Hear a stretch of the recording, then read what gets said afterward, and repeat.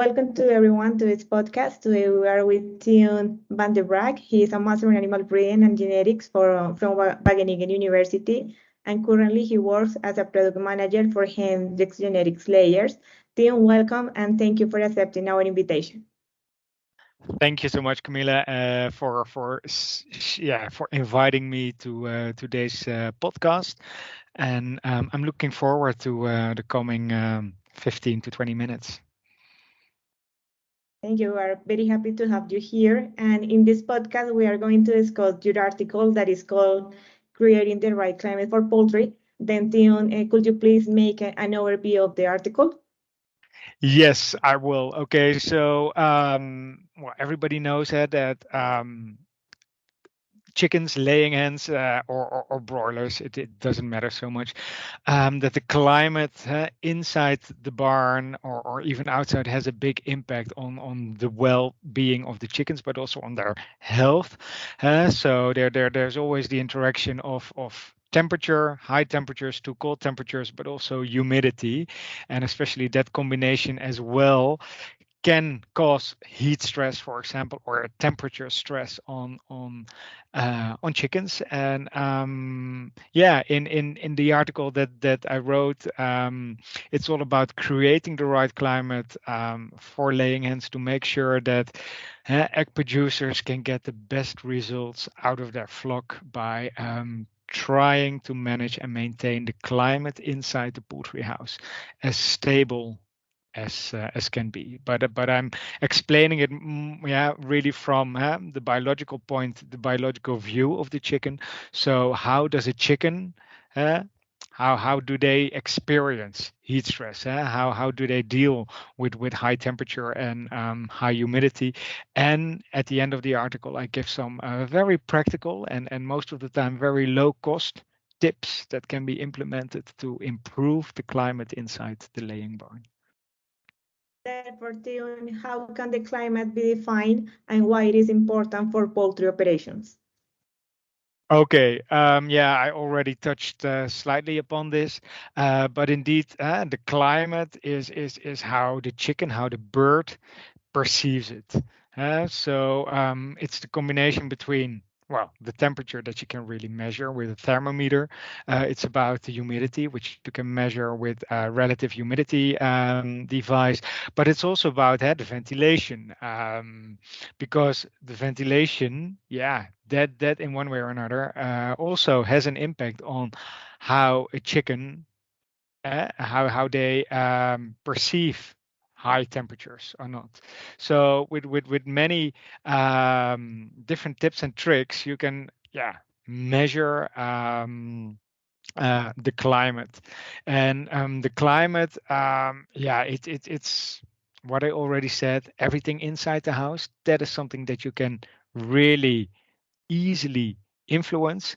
Outside, of course, then you are dealing with too many external stressors, and that's very hard to maintain. Of course, there are some basic things for birds that are dealing with a free range or organic flocks.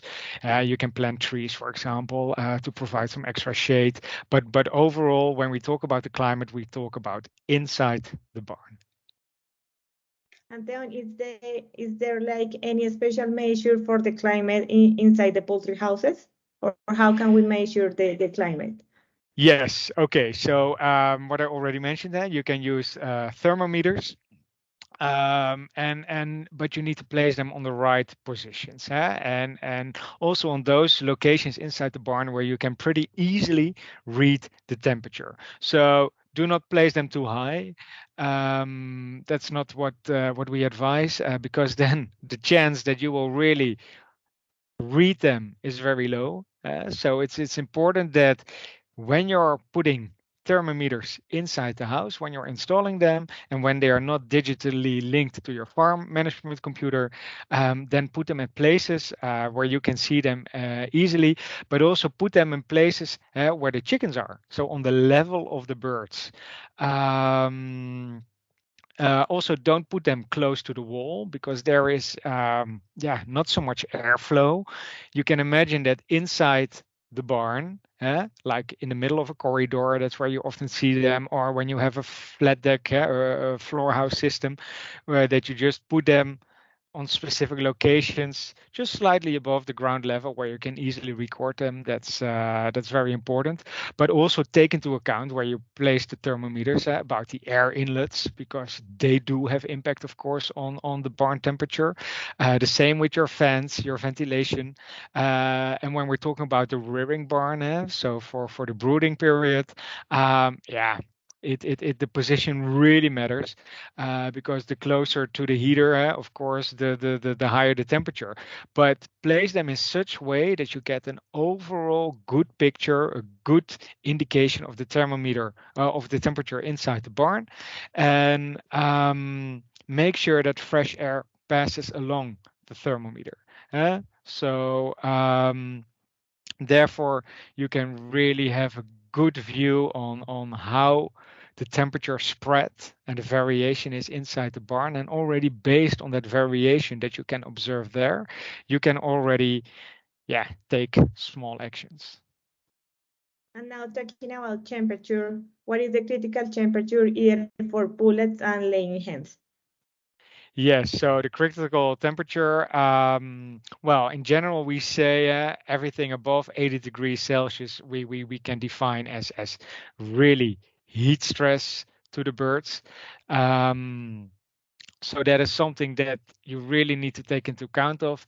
But there's of course differences between the ages of the birds. Young birds can much better deal with high temperatures because they really need it. But in general, we can talk about the thermoneutral zone for laying hens, ranging of different temperatures, and then we can say, okay, below 18 degrees Celsius, you will definitely see an increase in feed intake and also a reduction in activity because the birds they really want to stay warm. In general, we say, okay, between 18 and 24 degrees Celsius inside the laying house, that is what we define as the ideal temperature range. But it is very hard to maintain in many hot and tropical countries because there the temperature is more or less day and night over those temperatures. But what we observe is that anything above 24 and below 29 degrees Celsius, I'm talking about, you will find a slight reduction in feed intake because of there's some slight heat stress, what we would call then. If temperatures go even further up, so above 29, but still below 33, you will clearly also see a further drop in feed intake and also on the same time a drop in egg production.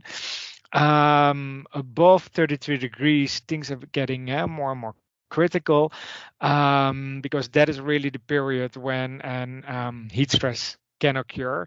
Not so much there in the tropical and hot countries because there the birds they are used to those higher temperatures. And of course, when birds are used to it, when it's very much conditioned already during their lifetime, the impact of heat stress is always less compared to climates where with more temperate or moderate climates, when the birds are not used to those high temperatures, they have more difficulties in dealing with sudden increases in temperature because the body has not been able to adapt to it.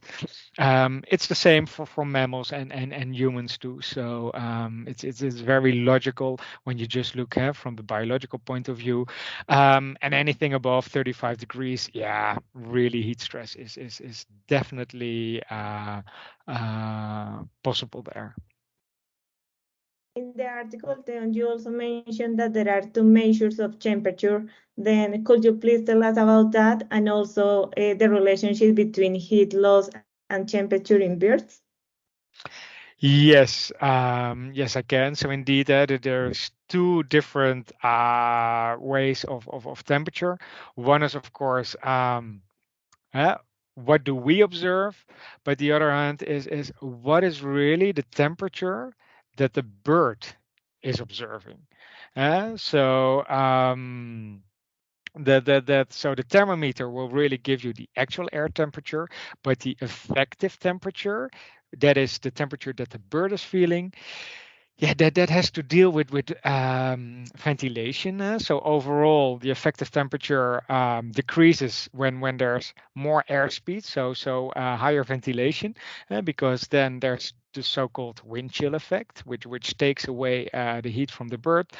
But the effective temperature will increase when humidity increases. And we will discuss later on about that, the relationship between temperature and humidity, because that really defines that combination, how well a bird can deal with higher temperatures. So, once again, the two measures of temperature are the temperature measured by the thermometer and the effective temperature, the temperature that the bird really feels herself.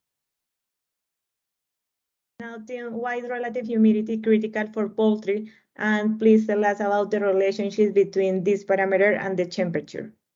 Yeah, okay. So the relative humidity that describes the level of water which is present in the air.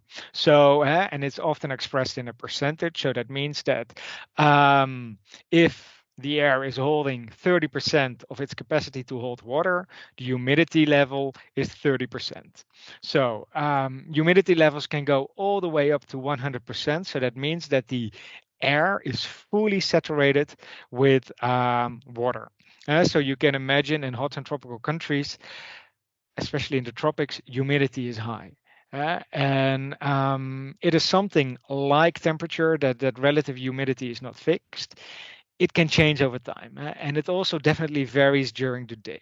You can imagine that at night, yeah, when temperatures are lower, air is less able to hold moisture, because as air expands as the result of rising temperature, its moisture holding capacity also increases.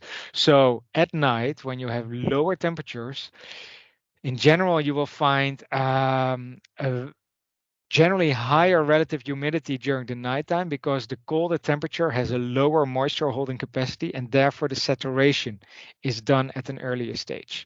So overall, what we can say, that the most dangerous period for laying hens, that is really during those summer months or the hot season, but then especially towards the late afternoon, because then we already see that the temperature is starting to decrease, but we still see that the relative humidity is on the increase.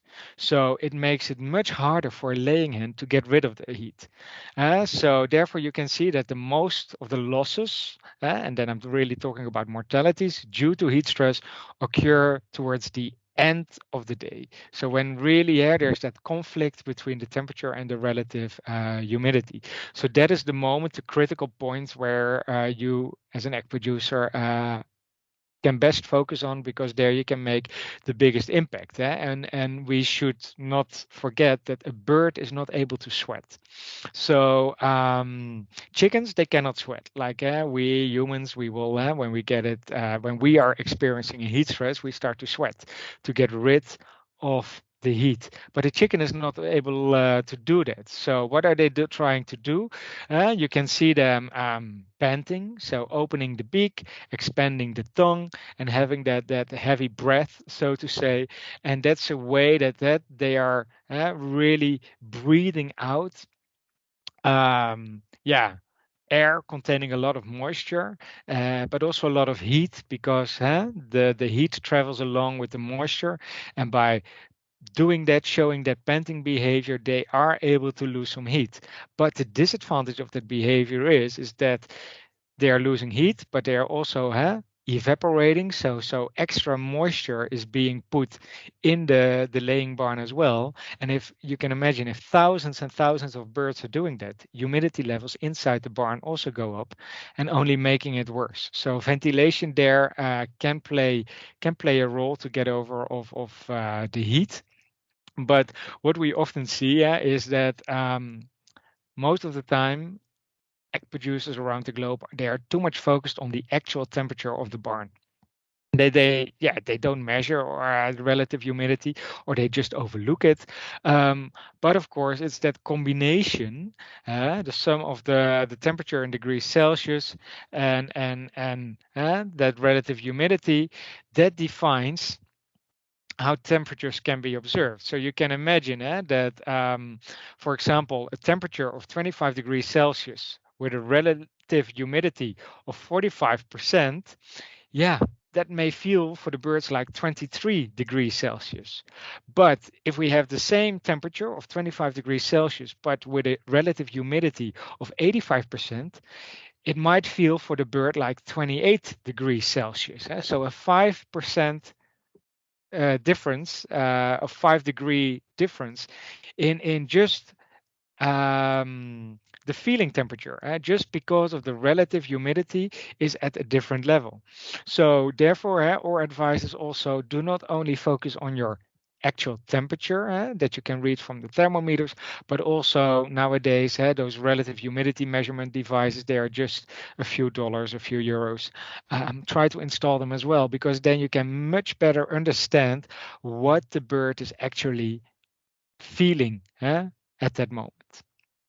After all that, Teun, how do the laying hens respond to a heat stress?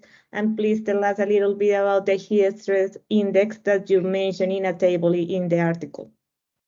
Yes. So, yeah, as a response of a laying hen to heat stress, you will overall see decreased activity, and because of that decreased activity, the feed intake will also be reduced, and therefore it may result in a deficiency in nutrients, which can have, of course, its impact on egg production, but also on eggshell quality, and especially also on persistency. And on the other hand, she will also start panting.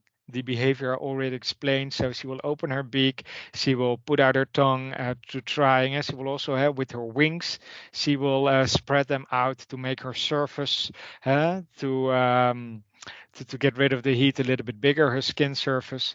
Um, but that painting behavior that can result in respiratory alkalosis, and as a result of that, there might be an acid-base imbalance. So and also there as a result, we see that drop in egg production, in eggshell quality, and in increased mortality. And that's why also you will find a lot of heat stress mixes being supplied by yeah, all over the globe to help the birds to overcome that imbalance in acids, trying to overcome the respiratory alkalosis. And what are the ways for climate control? So the different ways for climate control, of course, cooling is one of them. Cooling can result in yeah, that the birds are better able to deal with the higher temperatures outside. Cooling can be done in several ways. Yeah, several ways that can be done. So the objective overall of climate control can be defined in several stages, and yeah, you can imagine in the hot season, the main goal is to remove the excess in heat. But another option, what you can do is to remove the excess in moisture. Uh, to lower the effective temperature, what I just explained is that relative humidity also has an impact on the effective temperature of the laying hen itself. It's that combination between relative humidity and the actual temperature. So if you can take away the moisture, the effective temperature goes down, so the bird can deal much longer with higher temperatures. For example, you can also project it on yourself. So, for example, if you go to the desert, the Sahara, where temperatures can easily go all the way up to 50 degrees or even more, well, more or less at 40 degrees Celsius, you would still feel, well, it will be very hot, but you can still manage with it. But imagine now having that 40 degrees Celsius, but then inside the tropics, where the relative humidity is very high, yeah, that combination, also for you as a human being, you don't like that. So that is really the moment when you start sweating and yeah, you need a lot of water to compensate for the sweat and salt loss as well. And that's the same with those chickens. So it's that interaction between temperature and relative humidity. We need to see it as a whole together. And in general, well, if you look in the article, you will find there the stress index for laying hens. It's the combination between specific temperatures and all the way up to 100% of relative humidity, that interaction. And then you can see, okay, yeah, overall we say with a temperature of 38 degrees Celsius or 100 degrees Fahrenheit combined with 100% relative humidity, we would call that 100 in our stress index. Um, so, and that's yeah, more or less the maximum that you can obtain.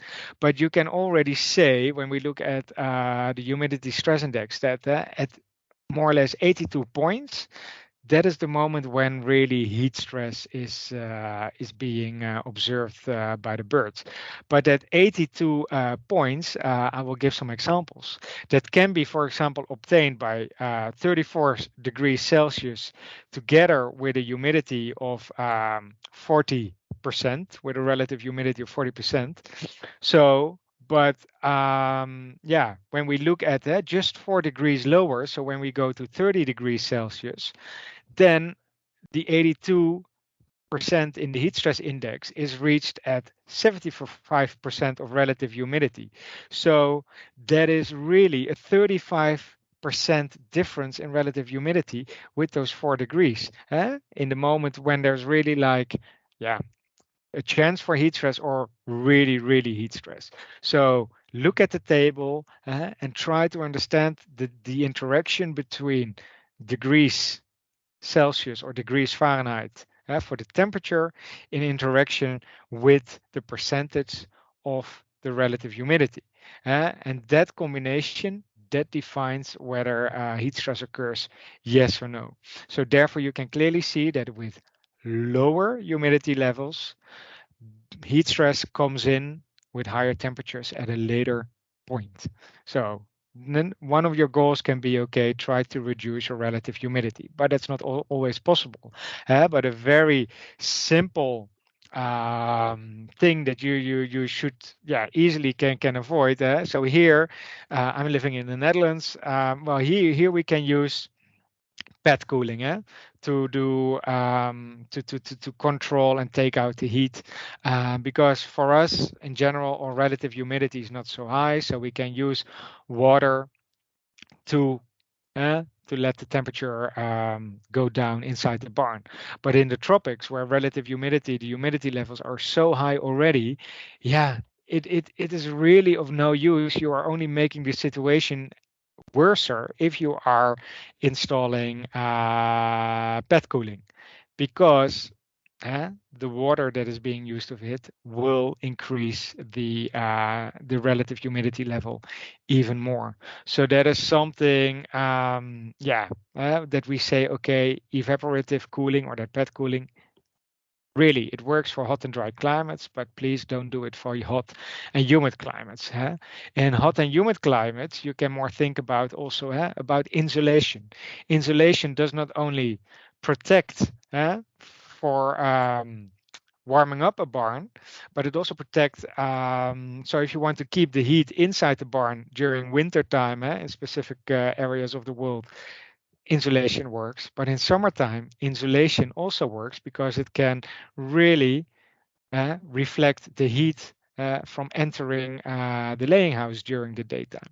So that is something also that you can do. But also when you are designing your barn, think about the location, especially when we're talking about natural ventilation, ventilated houses. So construct them always in the east to west direction. So then you won't have the sunshine directly shining inside the house. And also from east to west makes best utilization of the wind. So here, Mother Earth also can impact in a positive way, in a relatively cheap way, by just positioning your house in the right direction. It can work. Another hand is try to block sunlight as much as possible. So you can plant trees, of course, close to the house. Please do keep in mind with the biosecurity, because trees can also attract wild birds and rodents, and that's something you do not always want. So try to balance that. But on the other hand, for example, with open-sided houses, you can also think about installing curtains to keep the direct sun out. Next to that is, of course, the surroundings of your laying houses. Well, if you have grass or dirt around it, yeah, that can much better absorb the heat compared to concrete or rocks around your barn. So you can also make some choices there that you try to make the surroundings a little bit cooler to absorb the heat instead of radiating, reflecting the heat. So also for the when you have a cage house system, make sure that your feed bins are connected to the cages there where the corridors are, because in the corridor there's often more wind flow compared to the back of the cage. So it will help the birds to get rid of their heat much more easily. But also what we often see is the water tank. Birds need drinking water. They can use drinking water to cool off as well. So if the drinking water is of a lower temperature, it will help the birds also to cool off. But what we often see is that those water tanks are outside the barn in the full direct sunshine, hardly protected, that kind of things. So preferably they are inside, because then the sunshine does not directly radiates on it and does not heat it as quickly. But when you have them outside, don't make them black, but make them white. For example, you can cover them with wet blankets or put them in the shade. We've often seen those palm tree leaf covers, roofs on top of it. Yeah, just try to keep that drinking water as cool as possible. And yeah, a very cheap method can already be to paint it white, because heat reflects instead of being absorbed. Black water tanks, they really absorb the heat and they make even your problem even worse. What I already mentioned, those installing of the curtains for open-sided houses, and by installing curtains, you can more or less in a very cost-effective way close your open walls, and then also ventilation makes sense. Overall, ventilation in an open-side house, yeah, it can be quite challenging to have a real good impact of ventilation in open-sided houses. So by closing them more or less down, ventilation can become much more effective. Finally, Teun, you already mentioned different strategies to control the climate, but please give us any advice to improve the climate inside the poultry houses and therefore the performance of the hens. Yeah, also here, another one I wanted to mention is the roof. We still often see very dark roofs, but white roofs or light colored roofs, they are better able to reflect the heat. So there you could very easily and cost effective paint them, for example, with white cement or hydrated lime. You can more or less give them a whitewash of the roofs. Yeah, also an open ridge in naturally ventilated houses will allow rising hot air, because overall hot air always wants to go up when it's heated. So try to give it an escape via the roof. That could also help. Yeah, the insulation I've already mentioned, but yeah, think about bubble foil, which is comes at a relatively low expense. So, but then you need to have the bubble foil, which is covered in both of the sides with different layers of aluminium. Yeah, that it has been proven to be very effective under very tropical conditions, and it comes at a pretty low cost. On the other hand, you can also think about thatching roofs, so the sugarcane tops, the palm tree leaves, or paddy straw to reduce the solar heating of the roof. Because if already the heat is extremely hot, then yeah, the birds they get heat coming from downwards, from the sides, but also then from the top. Yeah, they are in the perfect heat mix, so to say, and that's not advised. So there is quite some practical tips that can help you, but on the other hand, for those that have ventilation, also try to allow for a backup power system, because power outages, yeah, in during very hot weather and the hot seasons, they are pretty common in several parts of the world, and especially then when the ventilation stops during the power outbreak, yeah, the damage can be really can be really big, and also it can become very quick, very warm, and that will really result in fatalities. So a lot of mortalities of your houses as well. So I also still wanted to mention, be cautious with applying maximum ventilation for your young birds. So when you have a ribbing barn, a young bird is losing its heat much quicker because its relative surface is much bigger compared to an adult bird. So be careful with applying maximum ventilation because you could really chill your birds and they even become, yeah, get too cold. They will not eat enough. They won't grow enough. So always look and listen to your flock. Tell yourself or train yourself to listen to your flock, to look at your flock, to observe the flock, and to ask yourself, okay, what is my flock telling me? Yeah, what is the behavior of my flock telling me? So with young chicks, the chirping behavior when and also of course the when they all huddle together, well, there's clear signs. Okay, it's too cold. When they are chirping too much, it is also often too cold. So look for that the birds spread nicely across the barns, and so on and so on. And also for your adult birds, look for their signals for panting, but also look for the difference inside the barns. Does it differ at the beginning of your farm versus towards the end of the farm? Are there specific places in the middle, for example, that heat is really being accumulated? Well, maybe add an extra ventilation system there, or in case of very severe heat stress, lower your densities in those parts to make sure that the birds feel a little bit more comfortable if the space allows you to. So yeah, train yourself to listen to your flock and to look at your flock because yeah, they often come with a lot of answers as well. It was very interesting, Teun, and thank you so much for your time and for sharing your knowledge with us. My pleasure, Camila. And thank you to all people that are listening to this podcast.